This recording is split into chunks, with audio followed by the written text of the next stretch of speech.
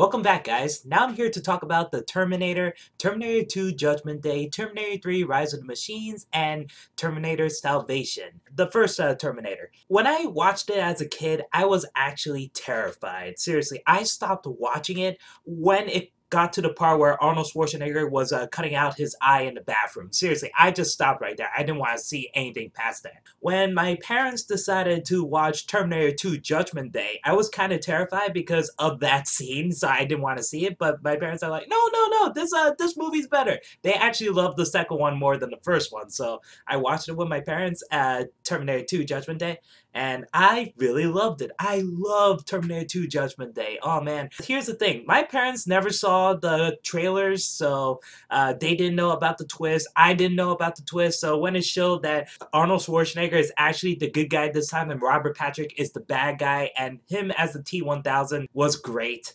So after that, after watching that movie, I was like, you know what? Now that I'm older, I should watch the first movie again, even though that scene really scared me when I was a kid. So after watching T2, I watched Terminator again, and that bathroom scene, for some reason, it just looks so real at the time, but when you get used to it, you realize that it's just a prosthetic head that actually doesn't really look like Arnold, and it really looks fake as hell. But back at the time, it really looked realistic, and I do appreciate the effects for it. And also, it's a low-budget movie as well, so the fact that they showed the stop-motion Terminator and the animatronic Schwarzenegger, yeah, I still appreciate the effects, and the idea is awesome. Arnold Schwarzenegger as a villain, that was good, and this is one of the few villain roles he has ever played, I believe. And here he just plays a robot that barely says anything, and his main goal is to just kill Sarah Connor. Linda Hamilton was great as Sarah Connor, even though I saw T2 fully before I finished watching T1. I do like her as the waitress, and I do like the fact that she was helpless at first. She doesn't know what to do, but then she gets saved by Michael Biehn playing Kyle Reese, and they develop a relationship, even though they only spend one day together, one full day together. And they have to try to survive. They have to run away from the Terminator, but then things go wrong, and the Terminator kills Kyle Reese, and Sarah Connor delivers a finishing blow, and that was pretty cool. And I do like the fact that it sets everything in motion, and that there's so many consequences because of the Terminator being destroyed in the hydraulic press, but it's not fully destroyed, so it left back its arm and also the chip in its head. And there's a photograph with Sarah Connor, and they keep showing that same photograph, and now it showed up again. That was cool.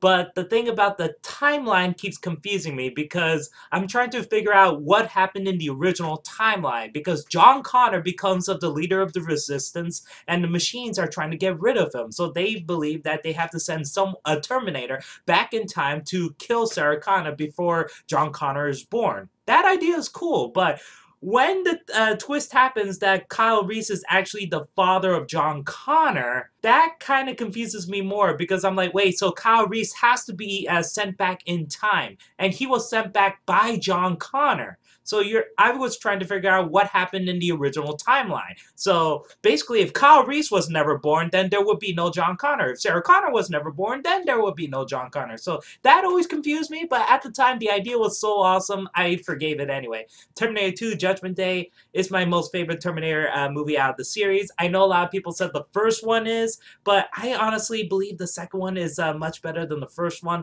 I do like the first one. It's just the sequel just kicks so much ass. I love it so much. I love the relationship between John Connor and the T-800, and oh my god, every time Arnold Schwarzenegger and John Connor have a moment together, it's good. And yeah, like Sarah Connor said, that this machine is a better father than all the guys she has ever dated. This machine can act like a father figure, will always be there for John, will never be tired of him, will always protect him and stuff. But then again, Robot Chicken did this because the Terminator has a learning computer. Probably he'll get tired of John. Probably he won't have time for him or something like that because he's learning. But still, him as a father figure for John Connor, that was cool. And the T-1000, oh my god, man. This is one of the most amazing villains. He was terrifying. I love the CGI effects. He was great. Robert Patrick did a splendid job. And I love the twist, the switcheroo between hero and villain. And man, that was great. Seriously, the whole movie was just great. Because I love T2 and I did like T1, I was so excited for T3, Rise of the Machines. I was a bit bummed that James Cameron can't direct it because of the whole situation about the rights. But the fact that he still wanted Arnold to do T3 anyway, I was happy for it. So T3 was disappointing, but I didn't think it was a terrible movie. There was really good stuff in it. And the idea of John Connor, Kate Brewster, and they're gonna... that the TX... No, it's not the TX. It's the T3000, I believe. No, T2000, I'm sorry. I think that's the name of the new Terminator in that movie. I could be wrong, though. Played by Kristanna Loken. Here's the thing about the new Terminator in that one. She was not terrifying. She was not intimidating. She tried her best. The actress tried her best, but I didn't. I think it's because people think that the Terminator movies basically a sausage fest. There's only one woman who's basically Sarah Connor, and it's mostly guys fighting each other. So why not add a female villain? Yeah, I understand that, and I gotta say that took some balls, but it didn't work out in the end. And like I said, the actress tried her best. She's just not terrifying. She's not as intimidating as Robert Patrick. And to me, it kind of feels like a step back because the T1000 is all liquid metal.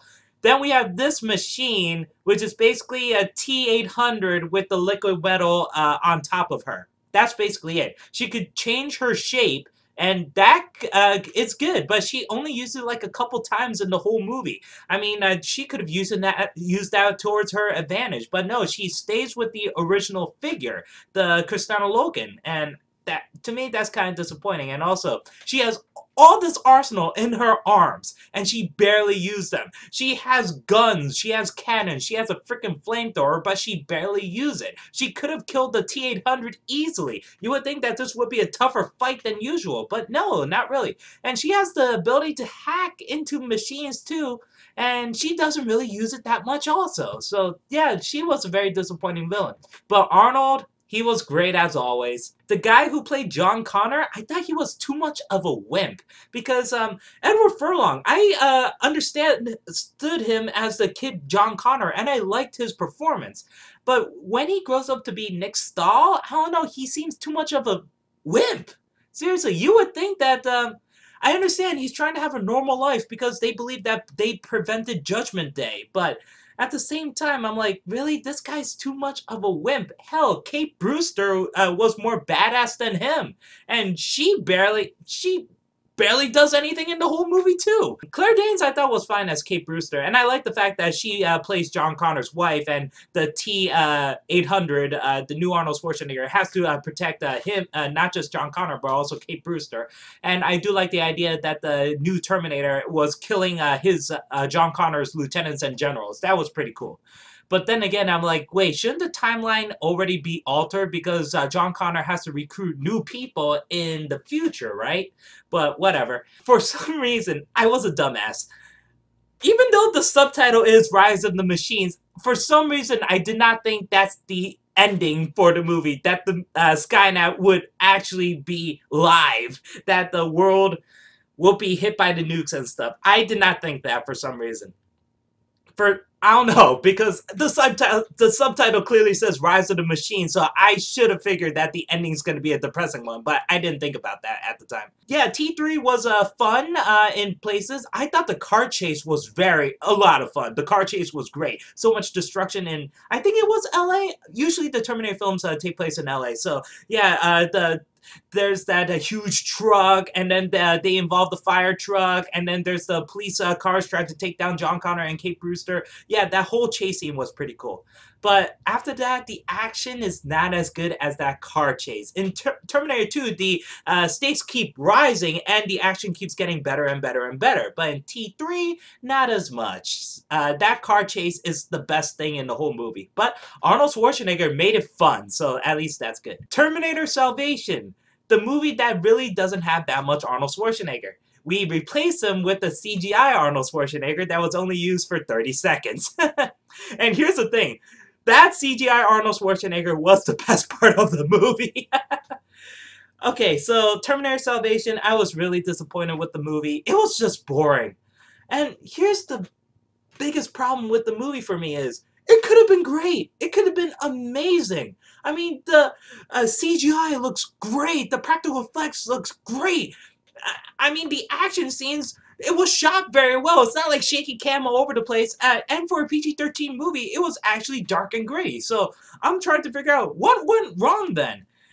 Christian Bale as John Connor, I thought he was fine. Seriously, I did not see a bad performance. It's just that John Connor is not the main character of this movie. It's actually Marcus, played by Sam Worthington. And I do like Marcus, but I felt like this should have been a John Connor story, but it's mostly about Marcus and John Connor. Even though people know that he's basically a prophet, he's basically a messiah, that people know that he has to be the leader of the resistance. He's still not the leader of the resistance. He's basically a rookie. I don't get that. He's been saving people. They even, the generals keep talking about that. Michael Ironside knows how many people John Connor saved. That John Connor has tried to raise an army and all that stuff. But they still don't let him be the main general or anything. He's just a lackey. I did not get that idea. But I do like the fact that it shows the future war. I'm kind of disappointed that it doesn't show that many lasers because I was so used to the future war scenes in the Terminator and Terminator 2 and even a little bit of T3. But yeah, there's no lasers. It's all like dirt and bullets and all that. And I was kind of disappointed in that. And also the fact that Skynet created this giant basically Voltron. Seriously, there's these giant robots, and how come the humans still... Seriously, how come Skynet didn't defeat the humans at that point? Seriously, they have giant freaking robots! But I do love the T-800 fight, even though, oh my god, I hated that. The fact that John Connor fought with the T-800 for 30 seconds and then he blew it up so it shows the skeleton of the T-800, the metal endoskeleton. I did not like that. You could have shown more of the Arnold Schwarzenegger. And I kind of wanted them to show him befriending one of the T-800s, programming him so the T-800 could be a bodyguard for John Connor. Because, I played the PS2 game, the Terminator 3 Rise of the Machines. It's not the first-person one. It's the third-person one, which is kind of a side story for Terminator 3. And it's a fun... even though it's a very simplistic game, it was a fun action game. And I do love the ending where the T-800, his body is destroyed, but I believe it was Kate Brewster who's able to put his memory into a giant robot and still fights to protect John Connor and Kate Brewster. That was pretty cool. So I was hoping for the same thing here, but they didn't go into that. And I believe that Terminator Salvation was supposed to be the first of a trilogy, but unfortunately it didn't go well. And that's the thing. They had so many good ideas here. They didn't go along with it. And I think the worst thing about the movie has to be that Helena Bonham Carter plays the voice of Skynet. Oh my god. I like Helena Bonham Carter. She was... But who thought that Skynet should have a voice? Okay? Oh my god. Basically, it's just like the Red Queen from Resident Evil and also the weird baby thing from the Matrix Revolutions, the one that's made out of the nanobites and all that stuff. Skynet doesn't need a voice. It's not human. You don't have to put human qualities to Skynet. It would have... Seriously, oh my god. I thought that was terrible. And the fact that Marcus did his job, the thing that he was supposed to do, the machines could have won. All they had to do was just blow up the building with John Connor in it. I'm pretty sure that's all they could have done. But no, they decided to let the T-800 try to finish him off one-on-one. And yeah, they could have killed John Connor, and John Connor did need a new heart, but Marcus is like, oh, I have a heart, sacrifice me. So at that point I was like, oh no, I kind of liked you. I want you to be in the sequel. So, yeah, when I heard of ideas of the next Terminator movie that is going to have the T-1000 again and Robert Patrick's interested and that they'll show more of the T-800, so like a younger version of Arnold Schwarzenegger using the same CGI technology, I was looking forward to it. But unfortunately, that plan didn't go through, so they had to reboot it again with Terminator Genisys. So, that's how I feel about the Terminator series so far. I like the first one. I love the second one. It's one of my top 10 movies of all time. T3 was disappointing, but I thought it was fun. And T4 could have been good. It could have been great. It was just disappointing. It was just boring. Alright, so that's how I feel about the Terminator series so far. Write down in the comments below, how do you feel about the movies? Did you like them? Did you hate them? Which one is your most favorite Terminator movie of all time? Let me know. And stay tuned for the Terminator Genisys review. Thank you for watching, guys. I'll see you later.